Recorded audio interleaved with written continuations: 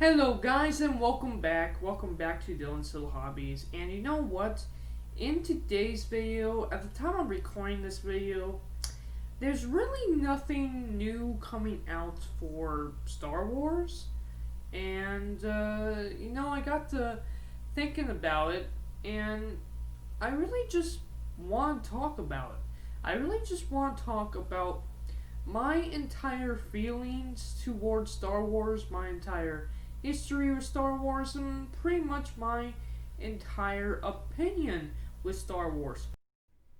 Now, you see, last year I did actual reviews for Star Wars the movies, 1 through episode 9. So if you really want to get into the nitty-gritty on my opinion on these films, you can go ahead and watch those videos.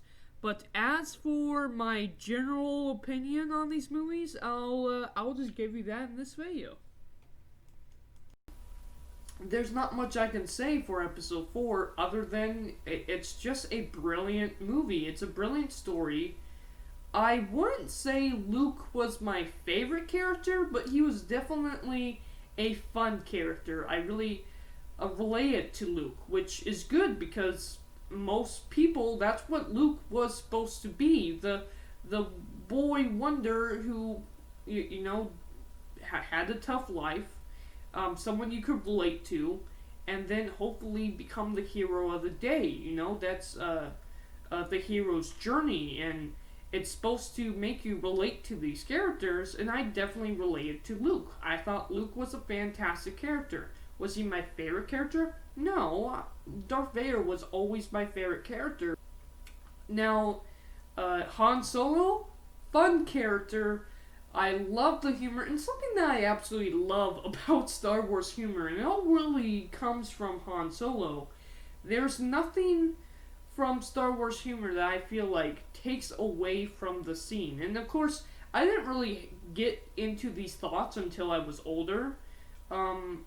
But there is nothing from the jokes in Star Wars that takes away from the scene. It makes you laugh, it makes you go, that's right, but it doesn't take away from the seriousness of the scene. It just kind of adds a little bit of light to the situation. And that's why I love Han Solo. Now, Han Solo, I had no interest in his background or anything like that, which I'll talk about later when I get to the Han Solo movie. Han Solo was just a fun character. I really enjoyed him. In fact, there's not a lot I can actually say when it comes to the character of Han Solo. Now, most people would call C-3PO the humor character of Star Wars. No, it's actually Han Solo. Han Solo is the one that really carries the humor in all of the original trilogy. It's because of the way Harrison Ford portrayed the character, and he did such a great job. It's why Han Solo is so memorable to this day. It's why Han Solo is one of people's favorites. Now, he's not my personal favorite character, and I never really had an interest in his past. We already kind of know, or at least we did, we already knew everything we needed to know about this character from episode 4. I mean, look, pardon the phrase, he was a scruffy-looking nerf herder. He was not a villain, a big bad Darth Vader villain, but he's a scumbag. He's a dirtbag. He's a smuggler. He could have been arrested, for God's sakes. He's not exactly the hero type. And what's great about him is he actually does have a character arc in Star Wars. He starts out as this scruffy-looking nerf herder scumbag, bounty hunter, not bounty hunter, but a smuggler. One guy working for the other side of the team, and it's because of the arc between him and Leia that really changes him and makes him a hero. If anyone has a character arc, it's actually Han Solo, and then Disney decides to go and ruin it. They say, no, he was always a hero. He was always a good person, and I didn't like that change. I mean, you can just see it from the fact that Han shot first. Han shot Greedo first. He wasn't exactly someone you could trust. Leia? Even better. I did actually really like Leia. I liked the fact that while she was the damsel in distress, you didn't feel that way when you talked to her. You know, these so-called Disney princess movies, I actually like Disney princess movies. I'll just say it. You know, Cinderella. Yeah, Cinderella's my favorite Disney princess. I really like Elsa and Anna, even though Elsa's technically a queen. Different subject. Let's get back to Star Wars. Yeah, I really liked Daisy Ridley. I really liked Princess Leia.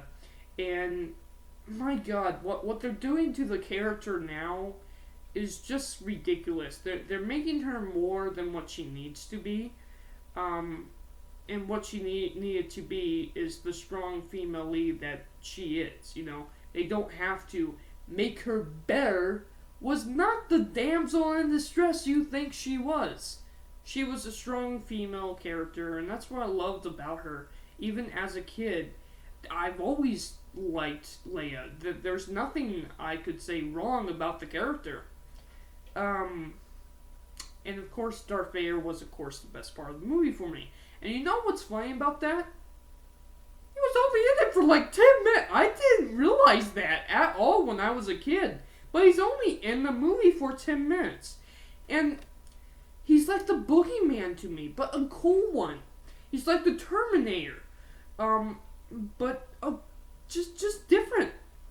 I never thought that he was going to be a good guy. I never thought he was going to be Luke's father. I never thought he was going to actually have an actual character.